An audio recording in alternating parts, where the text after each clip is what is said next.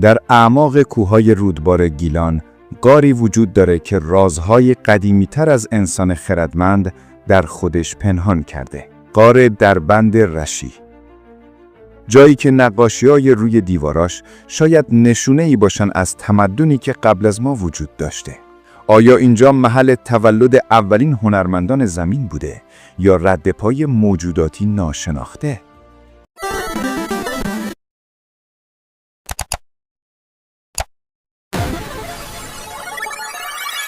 سال 1399 گروهی از باستانشناسان دانشگاه تهران به سرپرستی دکتر حامد وحدتی نسب در حال کاوش در منطقه رودبار بودند. ارتفاع 1270 متر از سطح دریا، دمای 8 درجه زیر صفر و راهی صعب العبور که حتی بومیان محلی کمتر از اون عبور می‌کردن. اما چیزی که کشف کردن ارزش تمام این سختی‌ها رو داشت. اولین نشانه ابزارهای سنگی عجیبی بود که کشاورزان محلی پیدا کرده بودند. ابزارهایی که شبیه هیچ چیزی نبود که تا حالا در ایران کشف شده باشه. وقتی تیم کاوش وارد غار شد، با دیواره‌هایی روبرو شدند که پوشیده از نقاشی‌های اخرایی قرمز و زرد بود.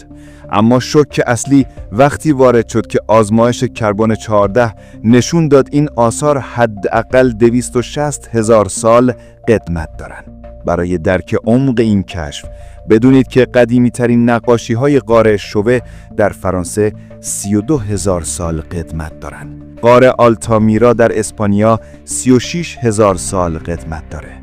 اما دربند رشی 260,000 سال، یعنی 7 برابر قدیمی‌تر از هر اثر هنری شناخته شده دیگه‌ای در جهان. دکتر وحدتی نسب میگه وقتی نتایج آزمایش رو دیدیم باورمون نمیشد. 3 بار آزمایش رو تکرار کردیم، هر بار همون نتیجه. ما داریم با چیزی روبرو میشیم که میتونه تعریف ما از هنر، تمدن و حتی انسان رو تغییر بده. نقاشی‌های غار دربند رشی منحصر به فردند. برخلاف نقاشی‌های غارهای اروپایی که عمدتاً حیوانات شکار رو نشون میدن، اینجا ما با نمادهای انتزاعی روبرو هستیم. دایره‌های متحدالمرکز، خطوط موازی که به سمت یک نقطه همگرا میشن و اشکال هندسی پیچیده که نشون دهنده درک عمیق از ریاضیات و هندسه است. یکی از شگفت‌انگیزترین کشفیات مجموعی از 73 نشانه منحصر به فرد که در هیچ جای دیگه دنیا مشابهش پیدا نشده. این نشانه‌ها در کنار هم قرار گرفتن و به نظر میاد نوعی سیستم نوشتاری اولیه باشن. اگه این فرضیه درست باشه، یعنی نوشتار 250,000 سال زودتر از چیزی که فکر می‌کردیم اختراع شده. در کف غار لایه‌های رسوبی کشف شده که داستان 300,000 سال سکونت رو روایت می‌کنن. استخوان‌های حیواناتی که منقرض شدن، ابزارهای سنگی پیشرفته و حتی آثاری از آتش کنترل شده. جالبه که در یکی از لایه‌ها دانه‌های غلات کشت شده پیدا شده که قدمتشون به 180,000 سال پیش برمیگرده. پروفسور مارسل اوته از دانشگاه آکسفورد که برای بررسی یافته‌ها به ایران اومده بود میگه این کشف همه تصورات ما رو زیر و رو میکنه. ما فکر میکردیم کشاورزی 12,000 سال پیش در خاک حاصلخیز شروع شد.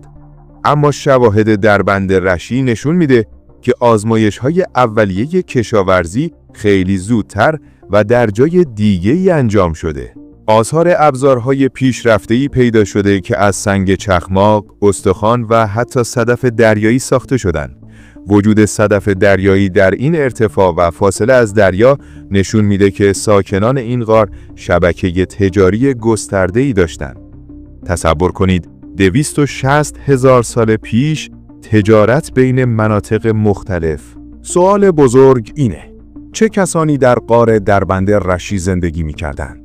آنالیز DNA از استخوان‌های کشف شده نتایج شوکه کننده‌ای داشته. این موجودات نه انسان خردمند یا هوموساپینس بودند، نه نیاندرتال و نه دنیسووان. اونا گونه‌ای جدید از انسان‌های اولیه بودند که تا حالا شناخته نشده بودند. دکتر مریم رحیمی، ژنتیک شناس پروژه، توضیح میده ما با گونه‌ای روبرو هستیم که حدود 70% از نظر ژنتیکی با انسان امروزی مشترکه.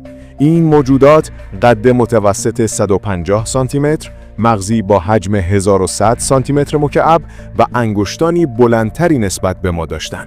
شواهد نشون میده این موجودات زندگی اجتماعی پیچیده‌ای داشتن. در یکی از تالارهای غار آثار 30 کانون آتش در کنار هم پیدا شده که نشون میده اونا در گروه‌های بزرگ زندگی میکردن. آثار مراسم تدفین با اشیای همراه جسد نشون میده که اونا به زندگی پس از مرگ اعتقاد داشتن. یکی از جالبترین کشفیات اسکلت کودکی 8 ساله است که با مهره‌های صدفی و سنگ‌های رنگی تزیین شده. در کنار اسکلت عروسکی از سنگ آهک پیدا شده که به شکل انسان تراشیده شده. این قدیمی‌ترین اسباب بازی کشف شده در تاریخ بشره. در بخش دیگه‌ای از غار کارگاهی برای ساخت ابزار کشف شده. صدها ابزار نیمه ساخته، تراشه‌های سنگ و حتی قالب‌هایی برای ریختگری فلز. بله، شواهدی از ذوب مس در 200,000 سال پیش، در حالی که ما فکر می‌کردیم عصر مس 8,000 سال پیش شروع شده.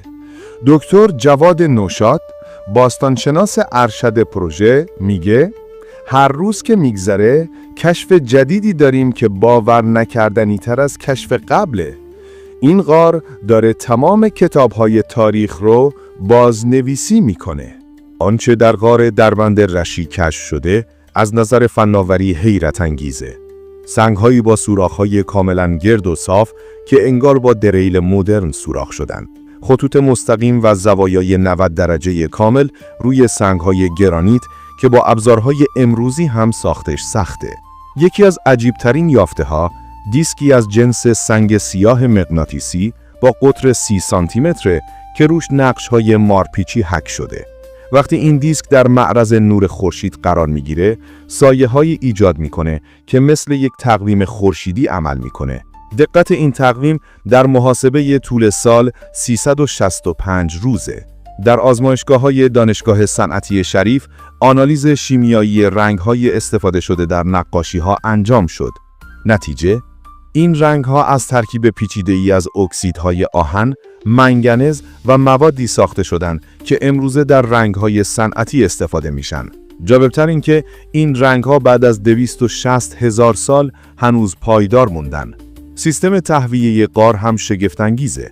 کانال‌هایی در سنگ تراشیده شده که هوا رو به گونه‌ای هدایت می‌کنن که دما در تمام فصل‌ها ثابت بمونه. مهندسان محاسبه کردند که طراحی این سیستم نیاز به درک عمیقی از ترمودینامیک و مکانیک سیالات داره. حتی شواهدی از استفاده از انرژی زمینگرمایی پیدا شده. در عمق غار حوضچه‌هایی از آب گرم طبیعی وجود داره که با کانال‌های دستساز به بخش‌های مختلف غار هدایت شده. این سیستم گرمایش مرکزی اولیه 260,000 سال قدمت داره. آثار داروهای گیاهی هم کشف شده. ظروف سفالی حاوی بقایای گیاهان دارویی که آنالیزشون نشون میده از 47 گونه گیاه مختلف برای درمان بیماری‌ها استفاده می‌شده. بعضی از این گیاهان از فواصل صدها کیلومتری آورده شدن. کشف غار دربند رشی فقط یک کشف باستانشناسی نیست. این کشف میتونه کل درک ما از تکامل انسان، تمدن و هنر رو تغییر بده. اگه این یافته‌ها تایید نهایی بشن، باید تاریخ شروع تمدن بشری رو 250,000 سال به عقب ببریم. دکتر سیاوش شایانفر، رئیس پژوهشکده باستانشناسی میگه ما در آستانه بازنویسی تاریخ هستیم. دربند رشی نشون میده که ایران نه تنها مهد تمدن‌های تاریخی مثل ایلام و ماد بوده، بلکه شاید مهد اولین تمدن بشری باشه. این کشف اهمیت جهانی داره. یونسکو اعلام کرده که غار دربند رشی رو در فهرست میراث جهانی قرار میده. دانشگاه‌های هاروارد، کمبریج و توکیو درخواست همکاری در کاوش‌های بیشتر دادن. اما چالش‌هایی هم وجود داره. حفاظت از این میراث گرانبها در برابر قاچاقچیان آثار باستانی، گردشگری بی‌رویه و تخریب محیطی اولویت اصلیه. دولت ایران اعلام کرده که منطقه رو به پارک ملی باستان شناسی تبدیل میکنه.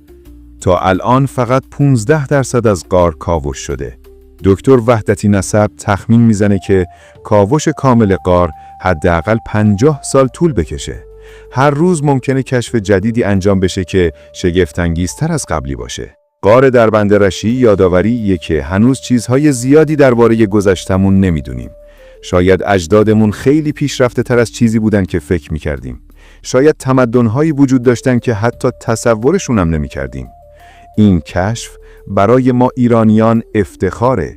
سرزمینی که همیشه مهد تمدن بوده، حالا ثابت میکنه که شاید اولین جرقه‌های تمدن بشری هم از همین جا زده شده. و این فقط شروعه. کی میدونه چه رازهای دیگه‌ای در دل کوه‌ها و غارهای ایران مخفیه؟ شاید همین فردا کشف دیگه‌ای انجام بشه که حتی از دربند رشی هم شگفت‌انگیزتر باشه.